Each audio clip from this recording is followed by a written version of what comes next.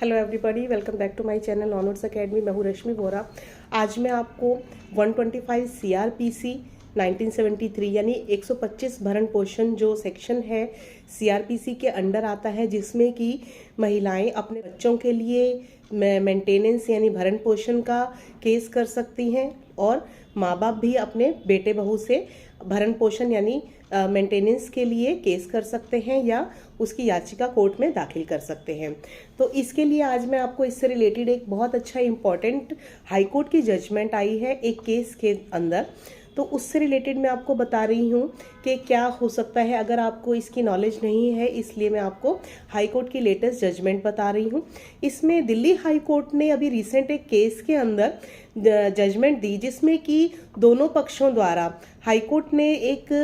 Judgement दी थी, order आया था उसके अंदर कि भाई पति की इनकम चाहे जितने भी हो उसे अपनी बीवी को भरण पोषण यानी मेंटेनेंस देना ही पड़ेगा, उसका खर्चा महीने का देना पड़ेगा। इसके अंदर पति पक्ष के द्वारा उनके वकीलों द्वारा जो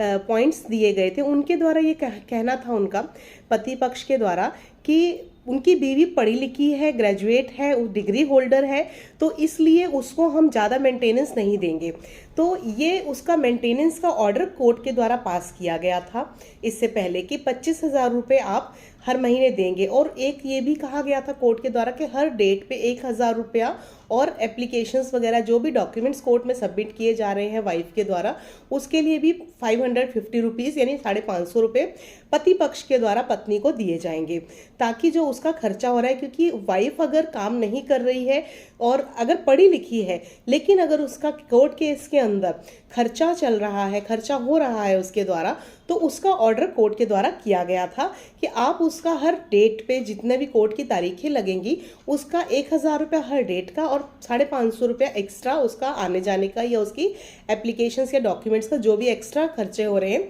वो आप पे करेंगे। तो इस जजमेंट के अंदर जब ये ऑर्डर आया था, पास किया गया था, तो उसके अगेंस्ट में पति पक्ष द्वारा हाई कोर्ट के अंदर अपील डाली गई थी। तो कि भाई हम इसको, पढ़ी लिखी वाइफ है हमारी, हस्बैंड ने बोला था मेरी पढ़ी लिखी वाइफ है तो हम उसको खर्चा नहीं देंगे, ज़्यादा खर्चा नहीं देंगे, क्योंकि वो पढ़ी लिखी वाइफ है, वो जॉब करके अपना खर्चा कर सकती है, कमा सकती है। लेकिन इसमें बहुत इंपॉर्टेंट निर्णय कोर्ट के द्वारा जजमेंट दिया गया। इसमें कोर्ट ने बोला कि इसका मतलब ये बिल्कुल नहीं माना जा सकता कि अगर वाइफ पढ़ी लिखी है तो उसको आप खर्चा कम कर देंगे। ये उसके लिए आप वाइफ को,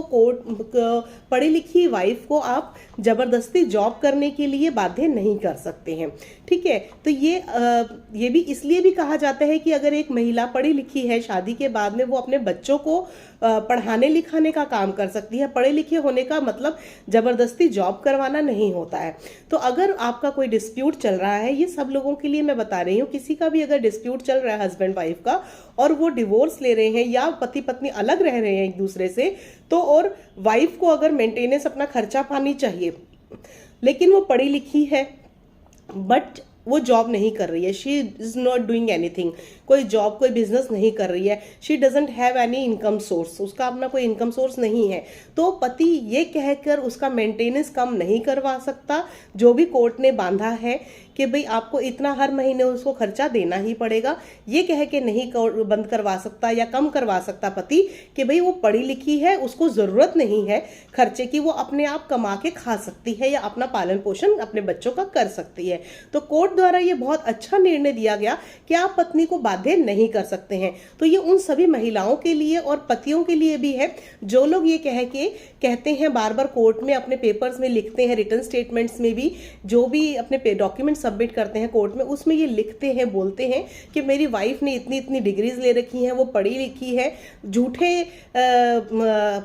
पेपर्स डाल देते हैं, लगा देते हैं, या वो झूठी बातें लिख देते हैं कि वो जॉब कर रही है, इतना पैसा कमा रही है, जबकि कुछ नहीं कर रही। अगर वो नहीं कर रही, पढ़ी लिखी होने का मतलब ये नहीं है कि जरूरी नहीं है कि आपकी वाइफ काम कर रही हो, उसे आप बाध्य नहीं कर सकते काम करने के लिए, ये उसकी खुद की मर्जी है, वो जॉब करे या ना करे। तो ये बहुत अच्छा निर्णय दिया गया और इसमें कोर्ट ने कहा कि पति जो है 25,000 रुपये महीना अपनी बीवी को देगा ही देगा। जबकि इस केस में क्या हुआ था कि वाइफ ये साबित नहीं कर पाई थी कि उसके पति की इनकम ज़्यादा है, चाहे अब कम है या ज़्यादा है, जितना खर्चा महिला को चाहिए उसके पति द्वारा ही दिया जाएगा। अब वो अलग रह रही है तो जब तक उनका डिवोर्स नहीं हो जाता, डिवोर्स होने तक कोर्ट का फैसला जब तक पूरे केस का नहीं आ जाता, तब तक पति द्वारा पत्नी को 25,000 रुपये महीना खर्चा देना ही पड़ेगा। तो ये बहुत अच्छा निर्णय महिलाओं के पक्ष में आया है। इसके लिए ध्यान दे सकती हैं महिलाएं जिन्हें ये बात नहीं मालूम है। ये पॉइंट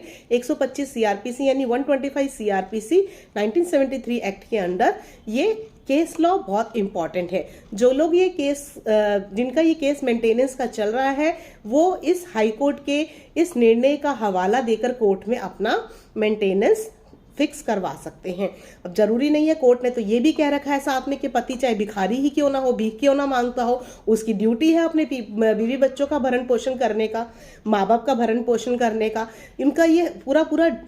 राइट बनता है माँ बाप का और पत्नी का अपने पति से खर्चा पानी लेने का। पति का हक है, जिसने शादी की है, जिसके माँ बाप हैं, वो उनका भरण पोषण खुद ही करेगा। तो ये आपको वीडियो कैसा लगा, आज की इन्फॉर्मेशन कैसी लगी आपको, मुझे कमेंट करके जरूर बताइएगा। मेरे चैनल पे नए हैं तो प्लीज़ लाइक, शेयर और सब्सक्राइब जरूर कीजिए, बेल आइकन प्रेस कीजिए ताकि आपको इससे रिलेटेड और भी आपको जजमेंट्स और नई नई चीज़ें, आपको नए नए केस लॉज, नई नई पॉइंट्स आपको मैं बताती रहूं और आपको नॉलेज होती रहे आपके हेल्प के लिए। Thank you so much. Have a nice day. Take care. Bye bye.